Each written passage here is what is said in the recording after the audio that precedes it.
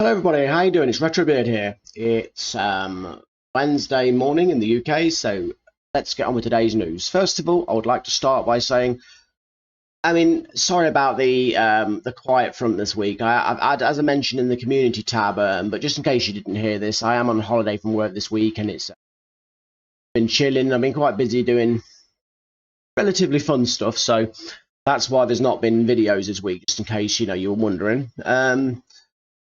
It's my birthday on Friday. I'm 44, unfortunately, so hoping to do another video between now and then. So thought today I'd just do a few little news bits that caught my eyes. I know I've missed out on quite a bit of news, but if you're really into the gaming news, you probably found it from elsewhere. So I will do a quick today. So let's get started.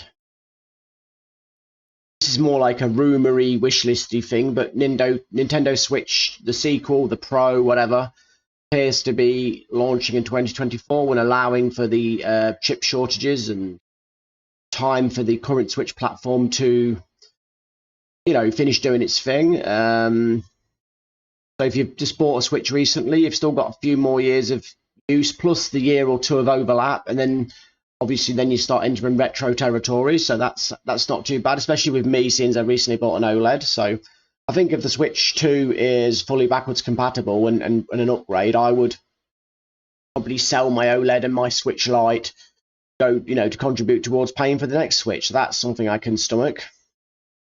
Yeah, so I'll just see if there's anything that's actually useful in this article, because I only skim through things. It looks like the Switch, potentially the original Switch, could potentially outsell the PlayStation 2 to be the greatest selling platform of all time. I for one hope the next Switch won't be a whole new generation. I hope it's just a Pro and an iteration, and they're keeping it as the same brand and the same platform, much like how mobile phones do, because I would like my collection to live on. If they do patches for extra frame rate or whatever, great. But other than that, I like having one platform. I'm tired of starting again every generation. Don't know how you feel, so feel free to put your opinion on this.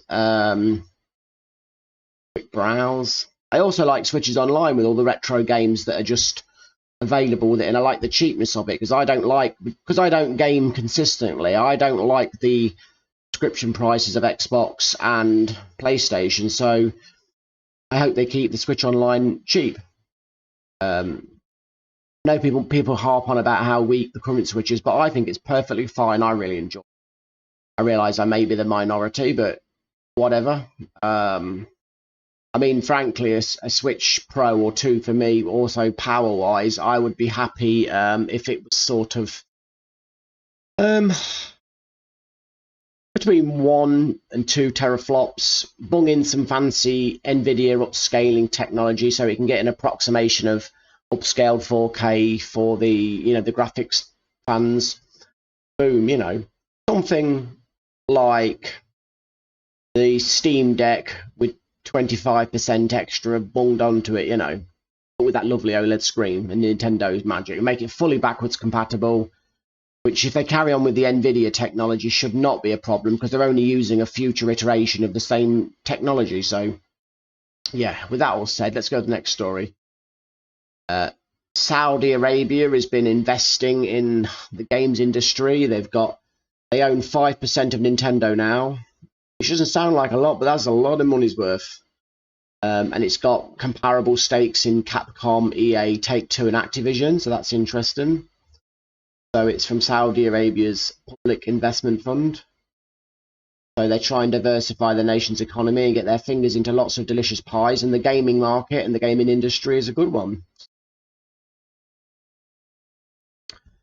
Yeah, anything else on this?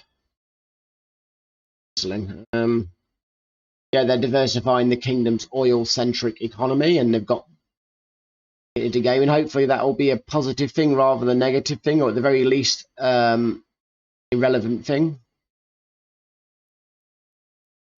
And also, in the UK I'm talking about, there's a whole load of Xbox Series X stock I've not clicked all the individual websites up because I don't have too many windows, but I have checked them. Amazon UK currently have Xbox Series X's. I've checked these, so as of this video, this is accurate. Verido, Game, Argos, Microsoft Store, Currys, John Lewis, the BT with the code system that I talked about before, EEAO.com, and the Game Collection. They all seem to have them, and I did check them and say at the time of this video they had them, so that's fantastic. And as for the PlayStation 5, I did check a load, but the only one that seemed to be a fair selection and fair price was Game. If you're after a PS5, Game's your place. I'll just click on this to make sure it's still valid, because these things can change in 10 minutes. These blooming things can. Look, it's here. Yep, so that's verified. Game have PlayStation 5s at standard prices with various packages. So, or bundles, whatever they call them these days. So if you want a PlayStation 5, run off to Game. If you want a Series X, you're spoiled. So it appears the worst effects of the chip shortage coming to an end. I think some of it is the more people get PlayStation 5s, obviously, the less people want them, so the more they're available for the remainder. If that makes sense. So yes, you can finally get Series X's and PlayStation 5s in the UK. The great drought is over. So enjoy, my friends, if that's your bag. So thinking, is there anything else I want to say before I go? Hope you all have a fantastic week. Please keep checking on the channel for videos, because this is just a bit of a slowdown this week. Next week it's going to be full steam ahead. I've got lots of new ideas and content coming along. This news is just going to be the sort of backbone, and it was also an experiment to see how people receive it. So far, so pretty good, really. Some of the old viewers seem to be gone, but hopefully they'll return, and they're just busy with other things, or they're not realizing that still doing this stuff, so, or it's not their thing perhaps. But I'm going to be doing some gameplay videos some days of my Switch. I got my Switch OLED, and I sort of showed you guys the unboxing. Well, I want to show it in action, so hopefully that'll pull a few of the old crowd in. I'm also still weighing up my options for streaming. I'm still heavily considering doing a Retro Beard streaming channel on YouTube, and just not worrying about it doing great, just so it's there and I do the odd stream, so people, you know, fans of the channel have got that at least, because I realise keeping long-time fans happy is good to people out. I'm also going to be doing the occasional wargaming modelling video just to spice things up there. As me and Snake have been talking about in the comments quite extensively, I'm going to be doing some martial arts tutorials in the future, but that's not going to be for a while yet, because I wanted to get a few things out of the way. So that's something else. Is there anything else for now? Oh, and of course, I'll be putting my fingers back into the retro gaming side of things as well. I'm just making my time count. So thank you for all your support so far. Anyway, I'm going to go now. So this is Retro Beard signing off. Bye for now, and thank you. See you later. Have a good week.